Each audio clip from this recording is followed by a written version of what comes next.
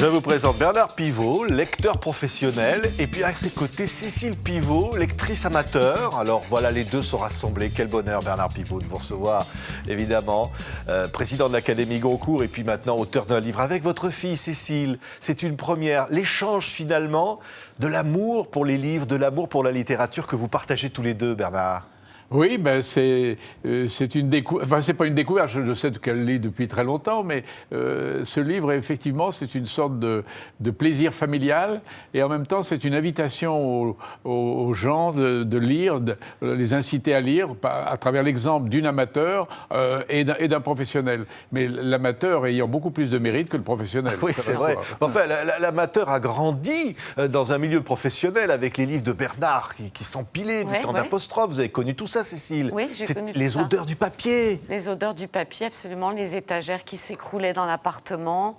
Les livres omniprésents, voilà, dedans comme dehors, puisque dès qu'on sortait de la maison, on entendait parler de Bernard Pivot. Oui, oui, on a vraiment vécu. On a grandi avec les livres, vraiment. C'est ça, qu'extraordinaire, avec la concierge en bas qui montait les paquets. Bernard coursiers. ne voulait pas qu'on ouvre les paquets de livres avant, hein?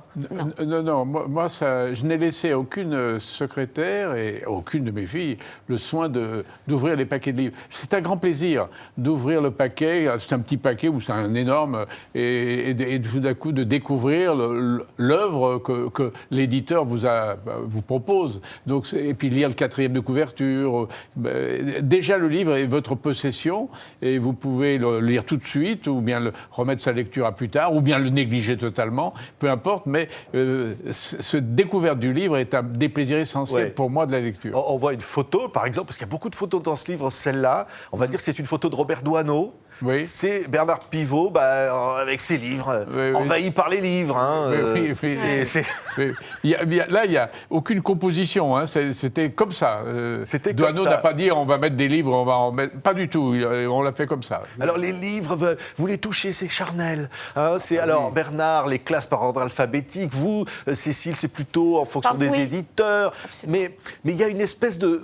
Cécile, vous dites un livre, ça se respecte, on ne peut pas l'abîmer, on ne peut pas le. Alors, je ne suis pas maniaque non plus avec mes livres, hein. Je les abîme, mes livres. Mais j'aime pas qu'on les écartèle, par exemple. Voilà, j'ai un compagnon qui souvent oublie de mettre un marque-page, donc les écartèle. Alors ça, j'ai beaucoup de mal. Mais je ne suis pas non plus totalement maniaque avec mes livres, hein. Il y a des taches, ils peuvent être cornés. Mais oui, j'ai un rapport très charnel, très sensuel avec les livres. J'aime aller en librairie pour ça aussi, pour les toucher, pour les feuilleter. Et après, oui, pour moi, c'est vraiment un compagnon-objet. Et après, je trouve que c'est le plus bel objet de décoration qui soit dans une bibliothèque. Donc, oui.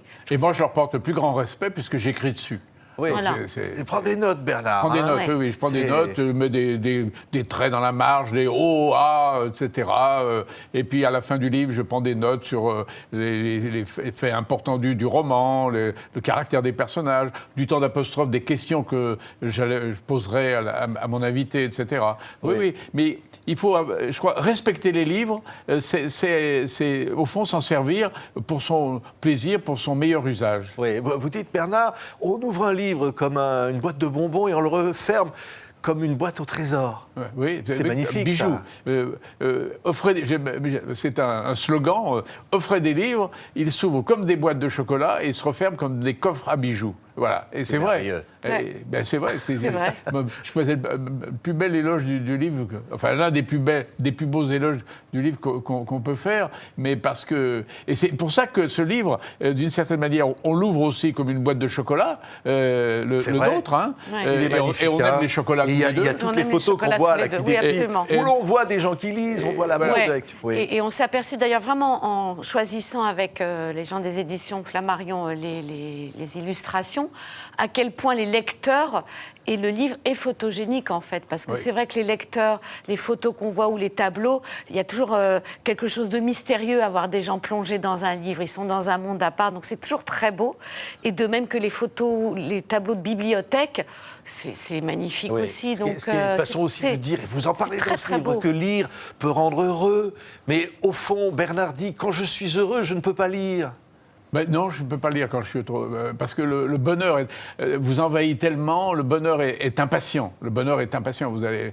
et donc là, je ne peux pas lire. En revanche, si j'ai du chagrin, eh bien, le livre va me couper de ce chagrin-là, va me retirer du monde dans lequel... qui n'est pas très sympathique à mon égard à ce moment-là, et donc m'envoyer vers d'autres, des malheurs beaucoup plus importants, évidemment, que les miens. Quand vous lisez des romans... c'est terrible, vous lisez Anna Karénine, la malheureuse qui va disparaître sous un train, quand même c'est plus grave que le petit chagrin que je viens d'avoir quand même. Hein. C'est vrai. Vous dites quelque part, finalement, une bibliothèque, c'est comme une autobiographie personnelle. Ah bah oui. C'est ça, au fond. Oui. Bah oui. Ça en dit beaucoup de vous. Oui. Ça en dit énormément. Quelqu'un qui ne vous connaît pas et qui arrive chez vous et qui regarde votre bibliothèque, il va quand même savoir déjà si vous lisez ou pas. Donc ça en dit quand même beaucoup d'une personne. Oui, moi je suis je refuse, et j'ai toujours refusé aux journalistes de venir piocher dans ma bibliothèque. Vous dire, oh, on va aller dans votre bibliothèque, on va regarder ce qu'il y a. Mais je vous interdis. Je vous l'interdis. Vous voulez me demander aussi ma garde-robe, voir aussi mes slips, mes maillots de corps, mes chemises. Non, mais attendez, c'est incroyable. Cécile dit d'ailleurs que dans un couple, finalement, il faudrait avoir la garde partagée de la bibliothèque. Absolument. Vous dites que ça, c'est un motif. Oui, quand on n'est pas d'accord, en effet, sur le rangement de la bibliothèque, il faut arriver à négocier, oui, tout à fait. Oui, je vais citer Bernard dans ce livre, c'est extraordinaire. Il dit lire, c'est prendre Voltaire comme professeur, Proust comme oncle. Oui. Hein, c'est prendre Vialat comme tonton Deschamps, oui. C'est prendre Duras comme cousine, La Fontaine et Vincenot comme garde-chasse. Oui. Oui. Vincenot, vous l'avez bien connu, Bernard. Ah, oui. La Fontaine, moins, mais même si ça a été votre premier livre. Ah non, mais La Fontaine, je le connais très très bien. Non, je suis aussi ami avec La Fontaine qu'avec Vincenot. Vous êtes aussi ami avec La Fontaine. Je le connais très bien. Oui. Alors, vous allez prendre Louise Labbé comme amante. Oui. D'ailleurs, dans un précédent livre, j'ai raconté que Louise Labbé avait été mon amante, alors que je faisais apostrophe et que je l'ai interrogée pour apostrophe, mais à l'insu des gens, etc. Avec son fameux texte « Baise mon corps ». Non, mais ce que vous citez là, c'est effectivement, je veux dire, comme ça c'est rigolo, mais je veux dire par là, c'est que les gens dont vous aimez les livres deviennent vos amis, et vous les enrôlez chez vous, ils entrent dans votre famille, ils entrent dans votre cercle d'initiés, dans votre cercle d'amis. Donc tous ces gens-là, La Fontaine, il est mon copain depuis bien longtemps, depuis ma jeunesse. C'est extraordinaire, parce que Cécile, au fond, Bernard a consacré toute sa vie, il disait 10 heures par jour à lire. Oui. Au fond, c'est un amour total, la lecture. On vit, vous dites le verbe évader, vous en parlez, vous dites, ça veut dire sortir de son corps. Ça veut dire sortir de soi, oui, aller vers la vie, d'autres vies. On va vers la vie des autres, oui. Moi, je trouve que c'est formidable. Lire, c'est une vraie rencontre avec le monde. Oui. Lire, c'est prendre des nouvelles des autres. Oui. Voilà, c'est évident. Donc c'est refuser l'égoïsme, c'est d'aller vers les autres. C'est ça, s'intéresser à leur sort, à leurs aventures, à leurs problèmes, à leurs difficultés, à leurs joies, à leurs chagrins, etc. C'est ça les livres. Ça part de... Alors Bernard dit, évidemment, ce premier livre, c'était un vieux Larousse, petit Larousse, et puis un recueil de fables de La Fontaine. Et finalement, l'un servait à l'autre. C'est-à-dire que vous alliez chercher les mots de La Fontaine dans le Larousse. Bah oui, parce que plein de mots de chez La Fontaine. Quand vous lisez, je sais pas, le chêne et le roseau, vous tombez sur le zéphyr, vous dites c'est quoi le zéphyr Voilà, donc chaque fois vous allez... Et malheureusement, j'ai perdu les petits carnets ou les feuilles volantes où je marquais ces noms de tirer des...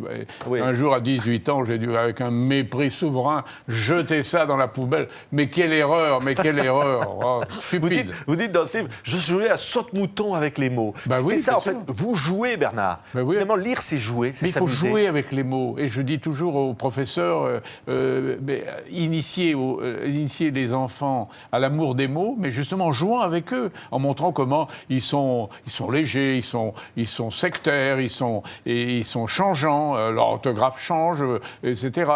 Et replacez-les dans le cadre de la grammaire, et on voit combien ils peuvent être fluctuants, combien ils peuvent être influençables, etc. Oui. Donc, oui, bien sûr, il faut jouer avec les mots. Et en même temps, les aimer. Vous dites, Cécile, il faudrait avoir une deuxième vie pour relire tous les livres qu'on a aimés. Oui, parce que quand on aime beaucoup lire, en fait, on ne prend pas le temps de relire. Enfin, très peu. On a toujours envie de lire quelque chose qui vient de sortir ou vous lisez un livre et puis ce livre-là vous donne envie de lire d'autres choses. Donc, relire, c'est du temps en plus, c'est beaucoup de temps en plus. Oui. Et souvent, on se dit, bah, ça, on va le relire, ça, c'est sûr. Oui. Alors, moi, il y a quelques auteurs que je relis quand même. Mais évidemment que j'aimerais pouvoir tout relire. Et on, et on lit différemment. Et on lit différemment 20 ans plus tard, 30 ans plus tard, évidemment. Oui. Il y a des vous pouvez livres lire debout dans votre cuisine. Parce que là, il y a des conseils aussi. Comment il faut lire, de quelle façon, etc. Est-ce qu'on peut lire dans sa baignoire? Alors, Bernard dit non, parce que, évidemment, le livre peut tomber dans la flotte. Hein.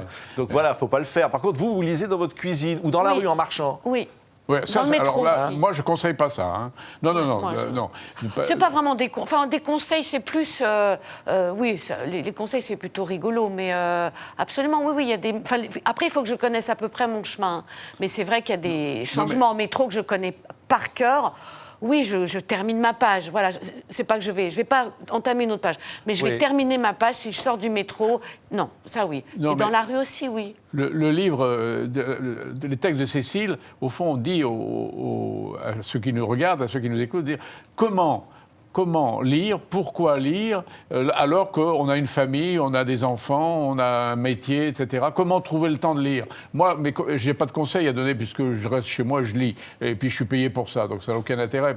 Mais elle donne des conseils absolument qu'il faut suivre, qu'il faut méditer parce que justement, elle a réussi toute sa vie, en dépit, encore une fois, d'une vie de famille compliquée, incertaine, parfois tumultueuse, etc. Elle a toujours continué de lire, et c'est pour ça que... Je pense qu'on trouve toujours le temps de lire. Oui. Voilà. Moi, l'excuse, j'ai pas le temps de lire, j'y crois pas. Ouais. Alors vraiment, je n'y crois pas. Bernard, il dit dès le début, il dit parce que lire rend moins con. Bien sûr. Ça, c'est clair, Bernard. Oui, non, mais c'est vrai qu'il y a un plaisir de lire. On ne lit pas comme ça pour la galerie. C'est un vrai plaisir, c'est le bonheur. On lit aussi pour se cultiver, on lit aussi pour augmenter sa culture générale, pour mieux être connaître, justement brillant en les autres. société, pour pouvoir méditer sur le temps qui passe, etc. Donc le livre nous sert à nourrir nos conversations, nos méditations, nos écrits, et lire nous incite à lire davantage, toujours. Et rend plus fort quelque part, au fond. Ça rend plus fort. Ah, moi, je plus trouve. Heureux. Plus heureux, je ne suis pas sûre que moi, la lecture me rende plus heureux. Mais plus fort, moi, j'ai vraiment l'impression que les livres, souvent, m'apprennent à vivre et qu'ils m'offrent un recul par rapport à la vie. C'est-à-dire que vraiment, quand vous lisez tous ces destins depuis des années, des choses des fois très drôles, des choses des fois très dramatiques, moi, je pense que vraiment, ça m'a apporté un vrai recul. Vraiment. Et de prendre les choses... oui, toujours un peu avec humour. Même les choses vraiment tristes. Mais au fond, que serait la vie sans les livres? C'est ça que vous nous dites. Et en se disant, il y a toujours plus dramatique. Voilà. Oui. Bernard, que serait la vie sans les livres? Vous êtes tombé dedans tout petit, on l'a dit. Non, pas tout petit. Non, je ne suis pas tombé tout petit. Je suis tombé dans le football tout petit. Oui. C'est pas tout à fait la même chose. Hein. Non, je suis pas tombé. Non. Je suis tombé dans les livres lorsque je été engagé comme journaliste au Figaro littéraire. Alors là, j'ai trouvé que c'était tellement inouï d'être un journaliste qui recevait des livres gratuitement et qui allait gagner sa vie en interrogeant des écrivains et en lisant, que je me suis dit, merveille, quelle chance, formidable, sans l'avoir demandé en plus, vous comprenez? Donc c'était une chance assez extraordinaire. Et à partir de ce moment-là, j'ai lu avec plaisir, avec une détermination, avec opiniâtreté, et d'abord pour mon plaisir et ensuite pour le bonheur de ma vie. C'est merveilleux, hein. Quel beau livre, tous les deux, Bernard et Cécile Pivot. Il y a une photo, on voit Georges Dumézil, c'est ça, hein, envahi par ses livres. Oui, c'est ça. Manger, vous dites, c'est les livres avaient gagné la partie. Parce qu'au fond, il avait des livres partout chez lui, il ne pouvait plus rentrer, sortir. Georges Dumézil, oui. D'ailleurs, il a fait l'aveu, il disait qu'il y avait tellement de livres chez lui qu'il ne pouvait plus retrouver le livre dont il aurait eu besoin et qu'il était plus facile pour lui de le faire venir de la Bibliothèque nationale plutôt que de le chercher dans l'épouvantable tas de ses livres. Ouais, vous partiriez avec quel livre, Cécile, sur une île déserte? Vous choisiriez quel livre dans votre bibliothèque? Quel livre je choisirais en ce moment? Alors, je change, hein, je n'ai pas un livre comme ça. Non, mais il y a plusieurs îles désertes. Mais en ce moment, je vous dis, voilà, il y a plusieurs îles désertes. Je choisirais Philippe Roth dans La Pléiade. Voilà, ouais, Ah je oui. choisirais ça. Et vous, Bernard? Alors moi, c'est ou un dictionnaire ou le livre de Bocuse sur la cuisine. Voilà, l'île déserte. Ah, c'est ça, donc, un livre bah sur oui. la cuisine. Bah oui. Donc de toute façon, ce sont 2 livres qui vous font saliver. Les mots vous font saliver, les recettes vous font saliver. Donc ce sont 2 livres. Finalement, j'emporterai les 2. Mais moi, j'emporterai peut-être celui-là, tiens. Allez, Merci. c'est lire Bernard et Cécile Pivot, publié chez Flammarion. C'est formidable, ça vous donne envie de lire et c'est jubilatoire. On était très heureux de vous recevoir tous les deux. Merci. Merci. beaucoup. Merci.